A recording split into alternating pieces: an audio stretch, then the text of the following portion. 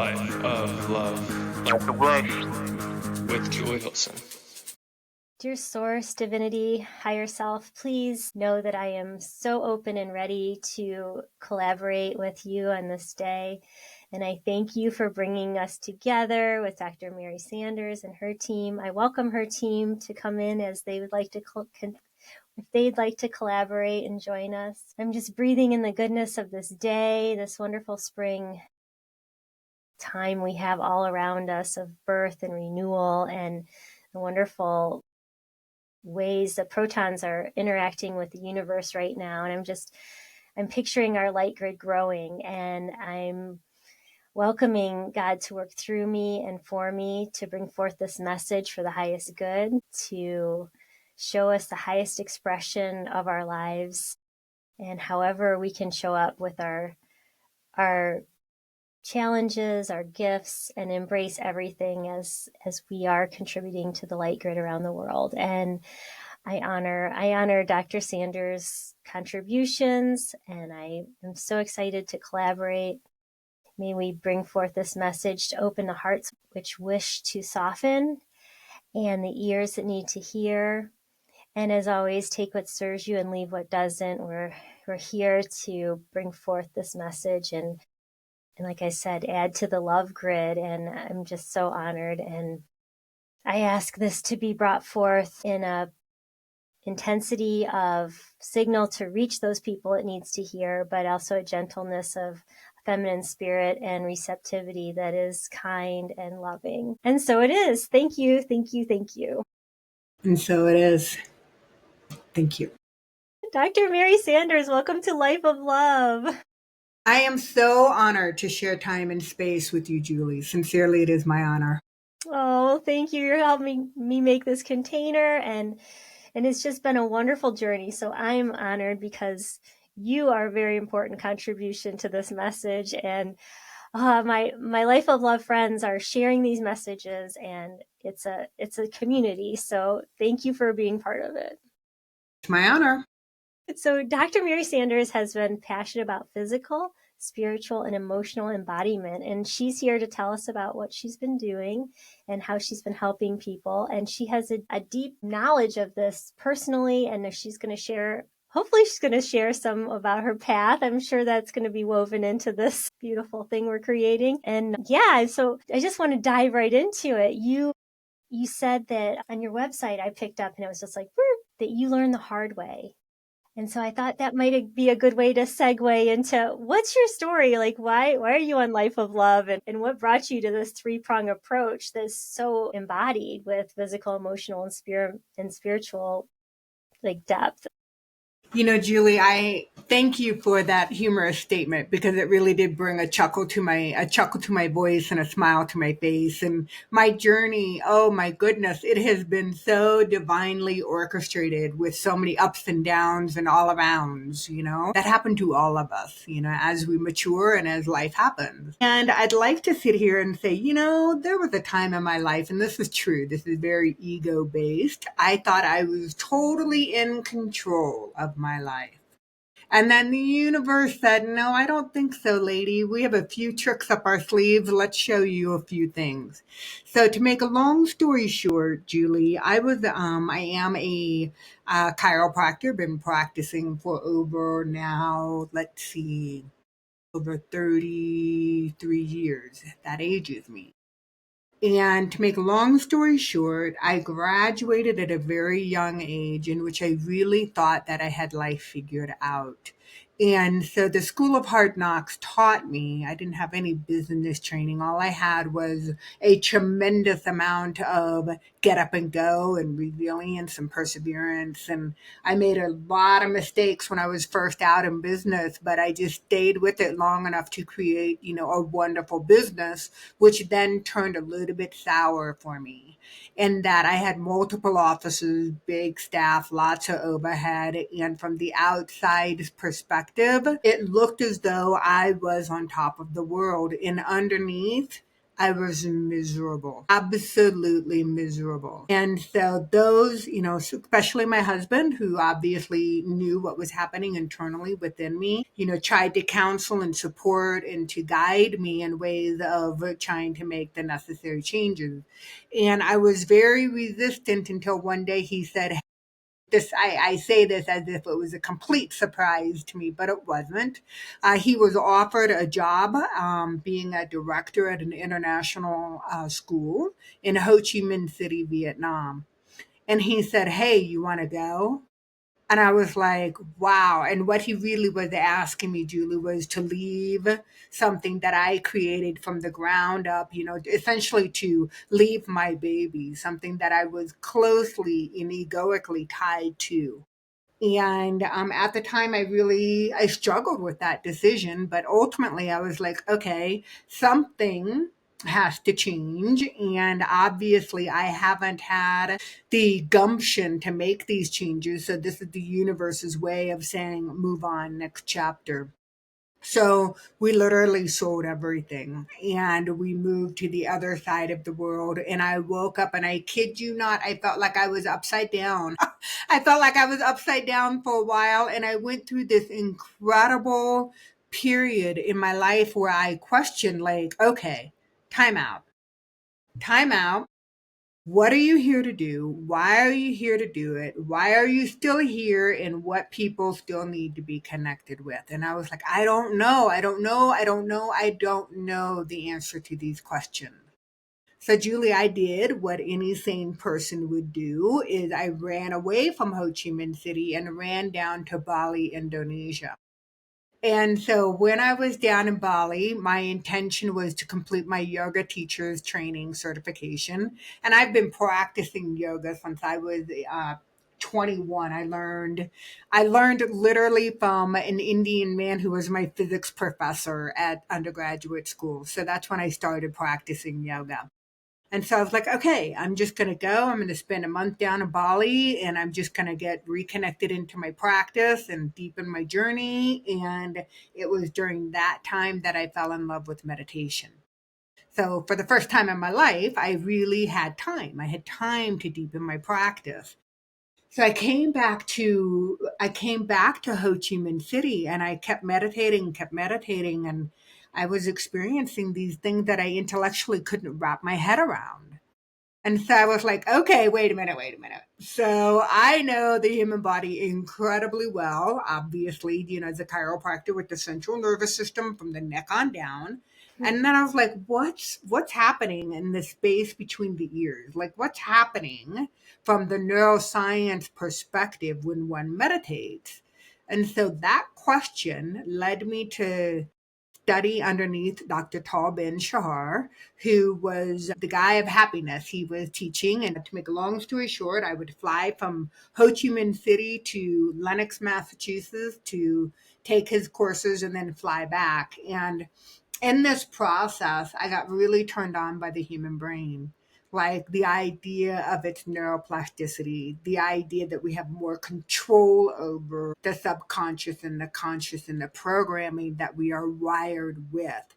And we're not hardwired, there's some soft wiring in there that we can manipulate if we choose.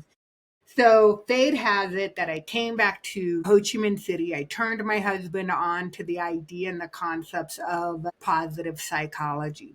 And he fell in love with it. And he's like, we have to bring this to the educational realm. And I said, that's great. So how are we going to do this? So we started a nonprofit organization teaching teachers the tools of positive psychology. And my influence was creating the program and teaching people about meditation and mindfulness and in movement and growth mindset. And we designed this program. And somewhere in that process, we moved from Ho Chi Minh to Bogota, Colombia. And so here we are living in South America, and we thought that our program was going to be designed for schools in the United States. To make a long story short, the United States felt like they had it all figured out within the educational arena, but the schools in South America really wanted this content. So as fast as we were creating it, it was being translated into Spanish. And it took off in Bogota and then also in Lima, Peru. So that took my awareness of the physical body.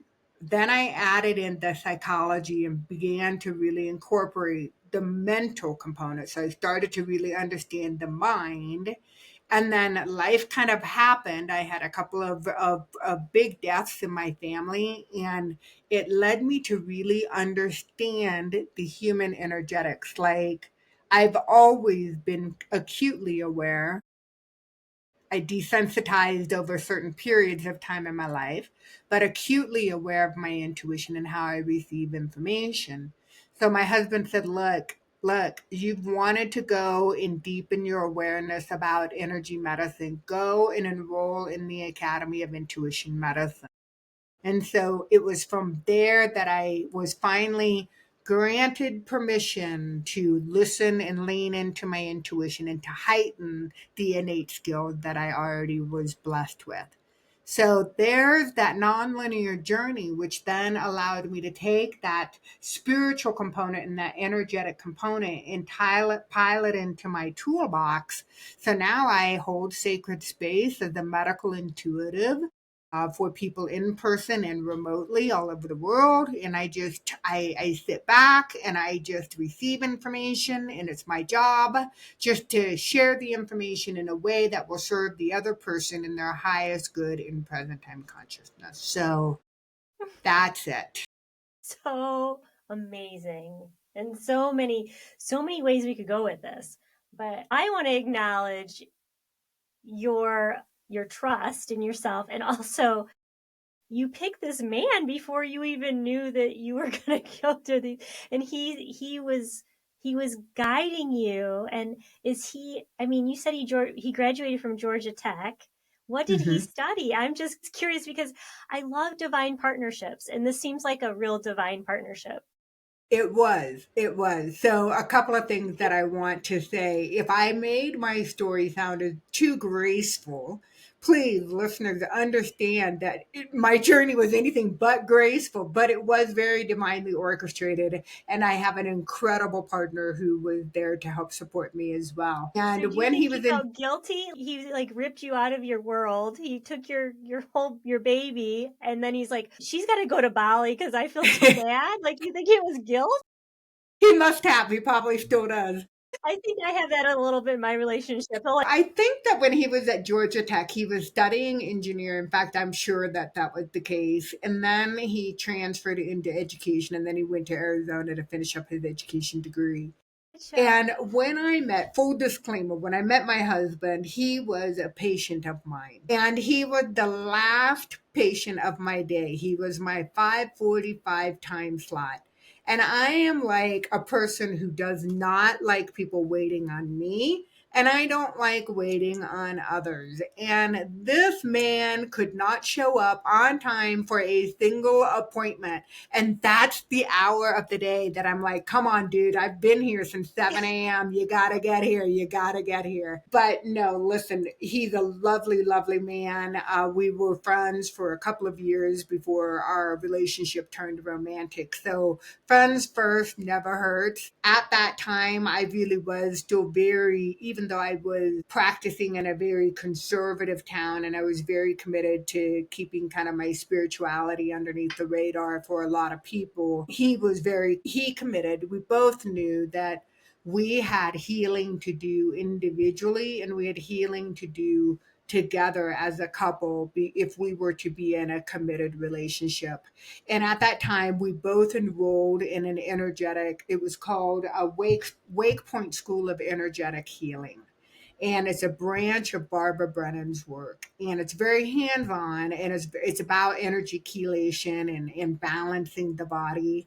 And I kid you not, Julie, he was more talented than I was at holding space for people, which irritated the bejeebies out of me because I was the one that was in the profession, right? The healing profession. So bless his heart. He may have missed his calling on that one. But yeah, that was something that allowed a really big stepping stone for the maturity of our relationship. That was the foundation. yeah, it always seems to me the people who are the most gifted take their gifts for granted, and they don't even want to go in that direction because they're like, well, that's not challenging. That's not like, work's supposed to be hard. You're supposed to achieve in life, so I can sort of see where that came from. And then he knew how to see it in you because he had it. It's just beautiful. So now I want to switch gears to the whole remote healing. And how do you like see the energy systems in the body that need to be addressed? And then do you bring in the chiropractic practice into that? You refer people, or I'm just curious how that works with your experience. Yeah. So I'm going to answer this question, but I'm going to provide a little bit of background information to make it better make sense for you and the listeners. And the first thing, and Julie, I've already shared this, but I was born hearing impaired with a 50% hearing impairment. So that means that I hear half of what a normal, quote unquote, hearing person hears. And I went undiagnosed for the first 3 years of my life. So that meant for the first 3 years, and I kid you not, listeners, I lived on this physical planet, but I lived someplace between here and there. When I say there is where we came from. And so I knew that I was like part of a unit. I knew I had a family, but I couldn't necessarily hear the words that were being spoken. Now, I could energetically feel the love, but I could also feel everything else. Okay. So I didn't know how to filter what information I was receiving. I was a small person, right? And so then what ended up happening, overwhelming. And what ended up happening is that I developed a keen sense of psychometry. So I could feel like with my hands, like I just touched my way through the world. I would touch people, I would touch things. I just was receiving information through my hands. And I was receiving emotional information in my environment, in my body. So once I got diagnosed, right, then it became, well, we need to provide Mary all the additional services. We need to get her hearing aids. We need to have her work with a speech pathologist. We need to get her additional tutoring. We need to provide her with the tools in order to be able to excel. Both of my parents were academics, so they chose at that time to mainstream me in my education. So that meant that I literally was this small person that needed additional support, but was wanted placed in an environment in which everything was normal. Like maybe she sat at the beginning, at the front of the class, but that's about as much attention as she got. Yeah, preferred seating. Yeah, it's like that's about it. And so, to make a long story short, I desensitized my gifts at a young age to fit into this family, right? And I chose to do that. I went back and I renegotiated some contracts, and I said, okay, just let me fit into this normal family. And then throughout my young adulthood and my adolescent years, I was receiving spontaneous information. So I would have spontaneous downloads. I would go home to my mom and I'd tell her what information that I had gathered, and she'd be like, honey, there's no way that you could know this information. So it wasn't as though I was in an environment that cultivated my gifts. That just was not favored. That was not shined upon. Let's just put it on that way. So when I went to chiropractic school, wow, I was 21. Now people were like, hey, Mary, what do you feel with your hands? Feel what information can you gather from your hands? And I'm like, really? I can tell you what I'm receiving, the information from my hands? Well, let me tell you what I'm feeling. And so that's when I allowed my gifts to kind of come back online. Now, I share this with you because of my hypersensitivity of picking up the feelings and the emotions of my environment. I became very clairsentient to a default. And what that means is just to be able to receive and to hold other people's emotions. And so what ended up happening, and this happened in my chiropractic office, where I ran an energy that I could sense, feel, and know what was happening energetically with the person, I felt like my job was to take that energy on so that the other person could be out of pain. And Right. I was completely capable of doing this. And Wow. so I would go from person to person to person to person, and they would be like, "Oh my goodness, thank you, thank you. It feels so much better. How did you know? How did you know?" And then at the end of the day, I didn't know whose energy was mine, what was mine and what belonged to everybody else. And so Yeah. I got really, really mixed, confusing messages. I was just like, let me just vomit this out. This is just not pleasant. So Yeah, it was that's a kind of what toxic, led. you were the toxic dump for everybody, and you weren't Yeah. sharing anything or acknowledging that was theirs or ending that, cancel, delete. Oh, wow. And so, Julie, I really thought I was being of service. Okay. Well, you were to them, but not to you. Well, no, No. I now know I wasn't serving them.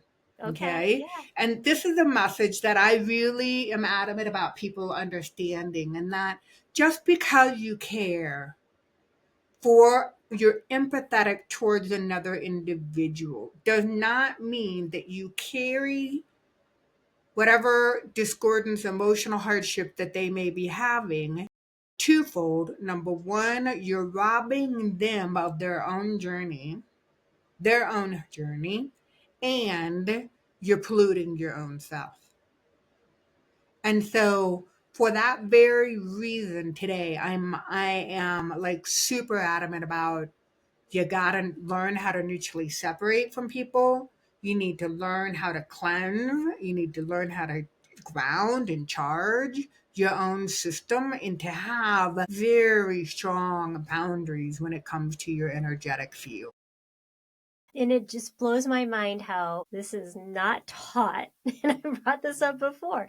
This is something so impactful, and it would change our world if this were taught even in preschool. Like, Johnny's having it fit over there.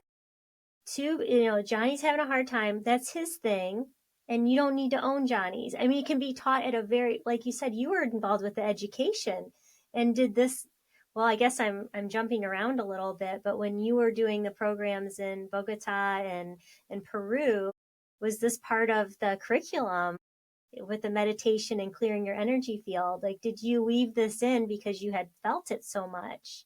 Yeah. At that time, I did not have the neutral separations were taught to me by Dr. Francesca McCartney, the first module in the Academy of Intuition Medicine.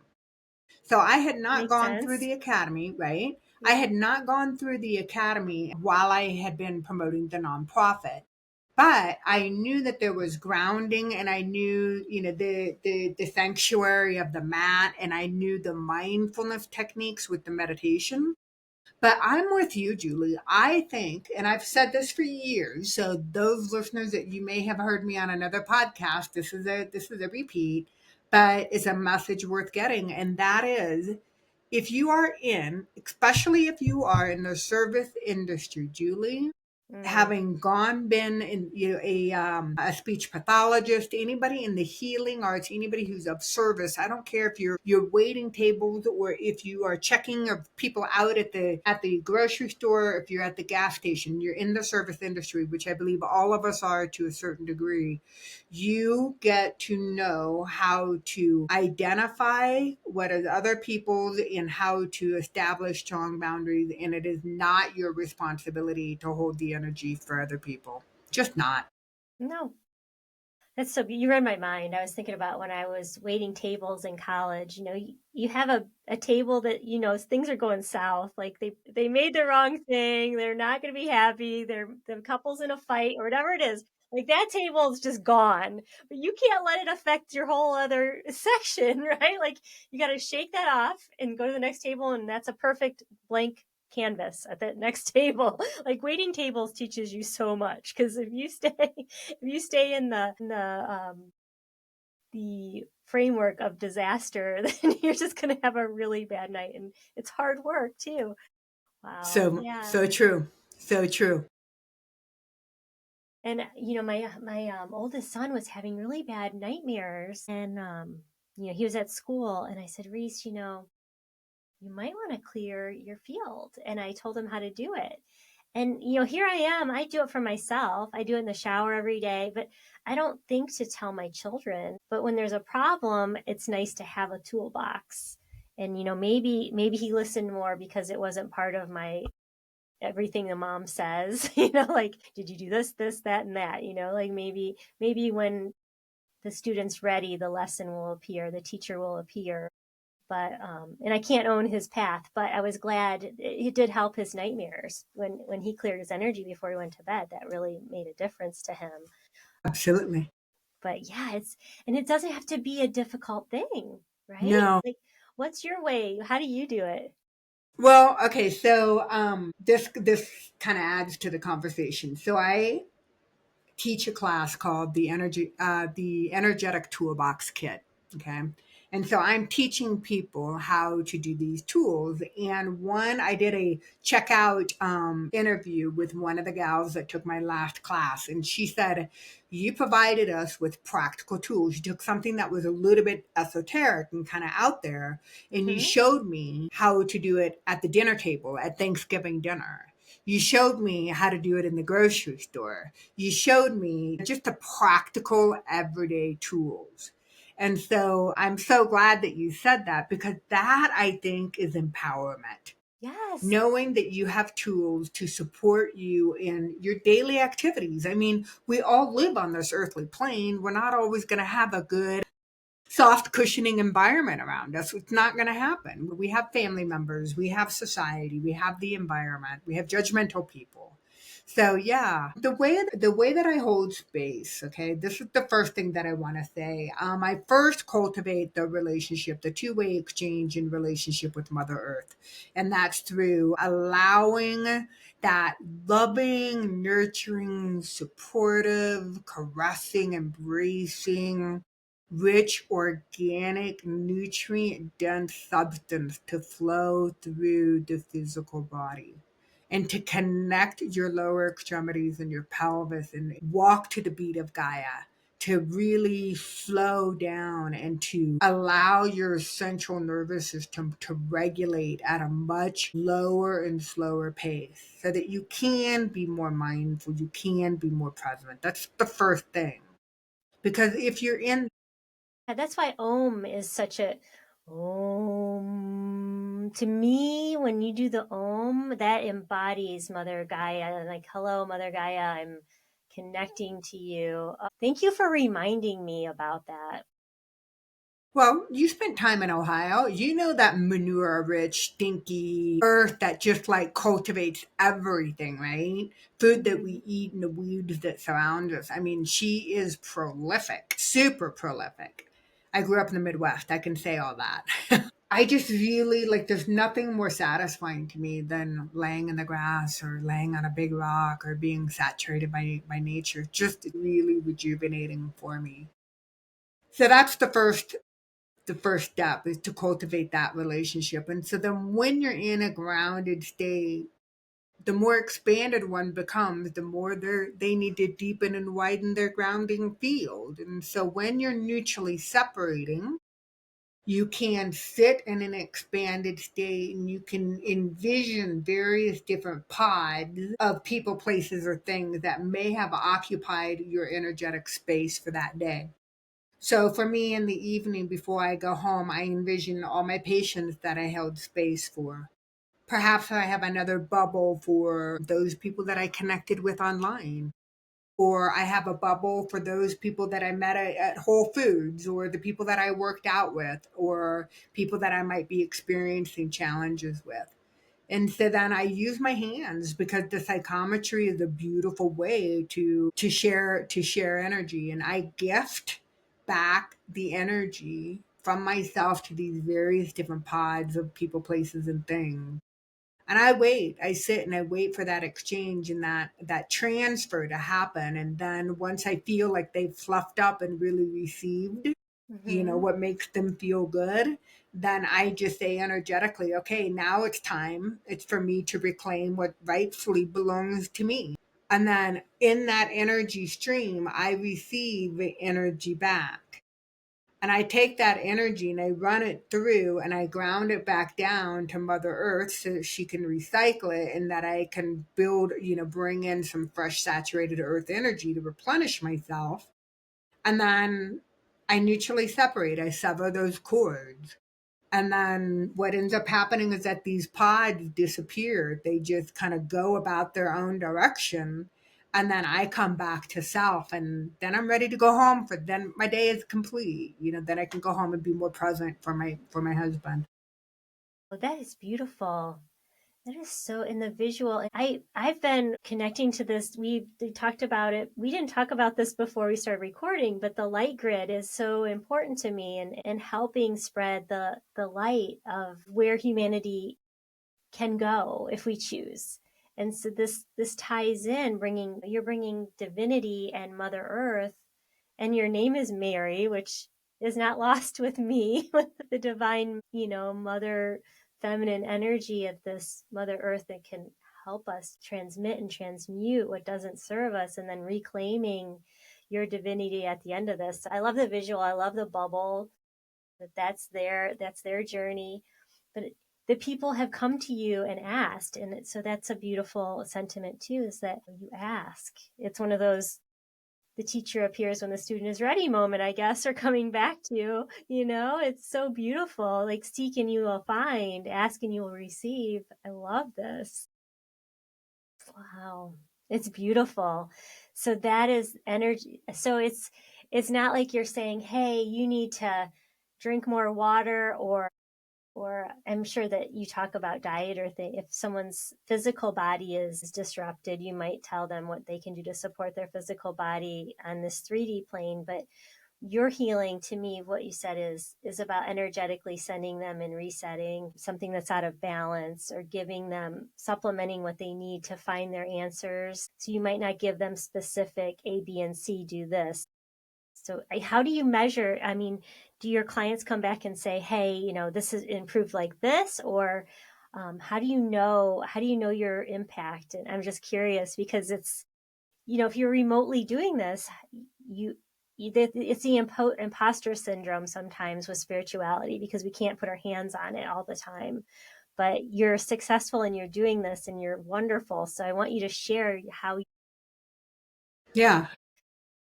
And I think that's a legitimate question. And this is not new, nor is your comment lost on me at all, because, Julie, I have been sitting, chiropractic has been kind of like the stepchild, the AMA. Like, they haven't always said that what you guys do is proven and effective to treat various different physical ailments, right?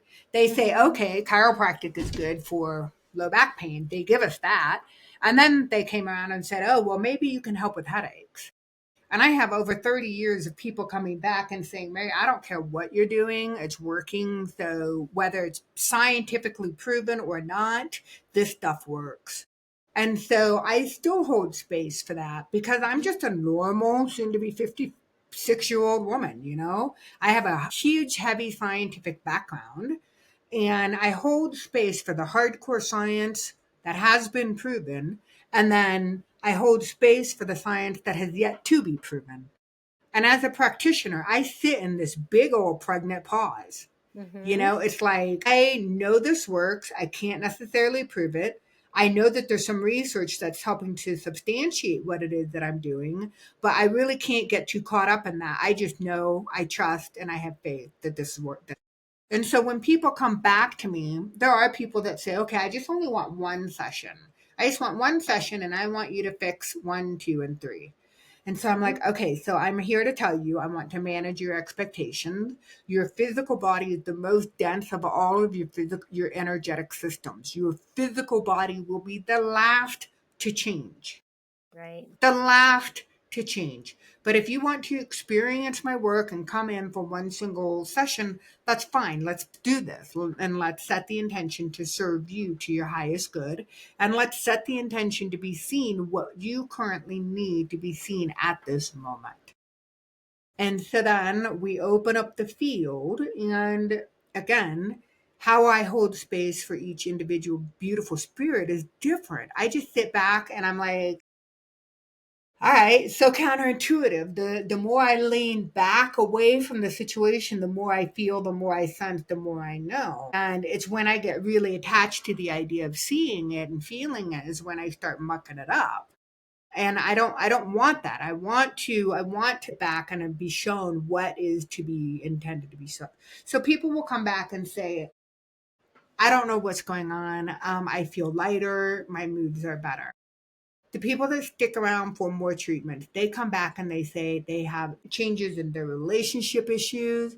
They have their well being or their emotional well being seems to be more stabilized. I've been blessed to have people call me and tell me that their cancer markers have improved.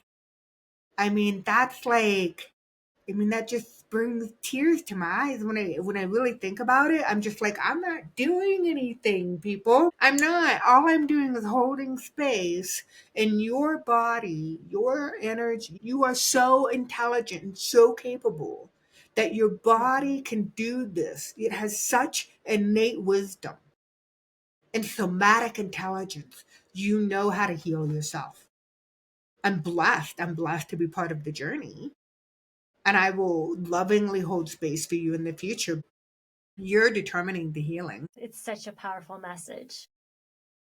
So powerful. So I know we're coming up on our time. So I just want to emphasize that message. Your higher self, your divinity knows, and you're worthy to hold space. So I was confused. I thought did most of it remote, but you're talking about people who are in your office or both, because you do both, Most right? most of my energy clients are remote. Okay, gotcha. And so So then this is I have on my chiropractic patients 2 half days out of the week, and then the rest of the time I spend doing remote work. Yeah. so Yeah, and you're my not even classes too. So so you're not even looking at like visualizing the chakras and saying, like their root chakras out or their I get a lot of chakra. information when it comes to chakras. Okay, so you get I these do. energy centers and you can focus on those I remotely. do, but it gets related back into the endocrine system. So then it Okay. gets related back into the physical body. It's really fascinating how it works. It's like I get shown the energy centers or the deficiencies in energy systems, and then they show me it's just bizarre. It's like it shows up on my physical body, and then I go there, then we unravel that, then we find the energy center, then we find the endocrine system, then we find the hormones, and then we find the central nervous system, then we look at the brain, and it's just like it's just bizarre. So holistic. So holistic. Oh, well, I adore this. I adore this work, and I'll put a link to your website. I was on there earlier, and it's a wealth of information. You break it down. You break down the struggles, the shame, the programming that we experience, and you know it because you lived it. So yeah, I didn't even get to all my questions. I have to go back and pick your brain again. So I'd be happy to share your information in the show notes, like I said.